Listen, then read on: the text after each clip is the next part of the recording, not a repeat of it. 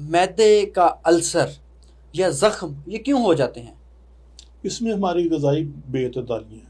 ठीक है। होटलिंग बहुत ज़्यादा करते हैं, हम ये बारबेक्यू बहुत ज़्यादा इस्तेमाल करते हैं, ठीक है। गोश्त का बहुत ज़्यादा इस्तेमाल, ठीक है। और इसके अलावा तेज़ मिर्च मसाले, हमारा लाइफस्टाइल, खा लिया सैर ना की और उसके बाद लेटे रहे, बैठे रहे, टीवी देखते रहे, मोबाइल देखते रहे, तो आपका हाजमे का जो निज़ाम है वो सुस्त हो जाएगा।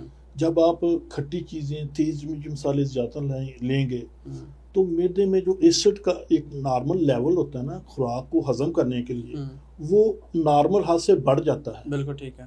जब तेज़ाब नॉर्मल हद से ज़्यादा होगा तो फिर वो मैदे के अंदर जो झिल्ली है उसको बार बार डिस्टर्ब करेगा, आपको खट्टे डकार, मतली, खट्टा पानी मुंह से आएगा, जलन होगी, तेज़ाबियत होगी, और वो मैदे की झिल्ली को डैमेज करना शुरू कर देगा, उसमें सोजिश पैदा करेगा, वो जो एसिड का लेवल ज़्यादा हो रहा है। बिल्कुल ठीक है। जब आप वहाँ पे भी कुदरत के इस अलार्म को नहीं समझ रहे तो फिर अगला स्टेप होगा कि यही जो एसिड है जो एक्स्ट्रा बन रहा है मैदे में, ये मैदे में जख्म करना शुरू कर देगा, आपके आंतों में जाके जख्म करना शुरू कर देगा।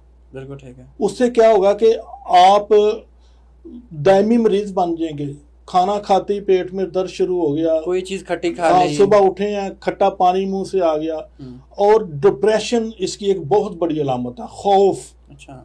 बंदा रात को सोता नहीं है, टहलना शुरू कर देता है, बेचैनी, खौफ के मैंने पता नहीं क्या हो जाना है, और डिप्रेशन की मेडिसिन साथ लेना शुरू कर देता है, हालांकि वो उसका एच पलोरी, अल्सर वगैरह या मैदे का मसला होता है।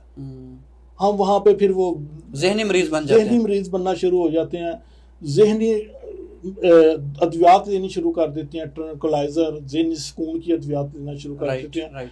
वो मसले को ठीक करने की बजाय ज़्यादा ख़राब करना शुरू कर देता है। साथ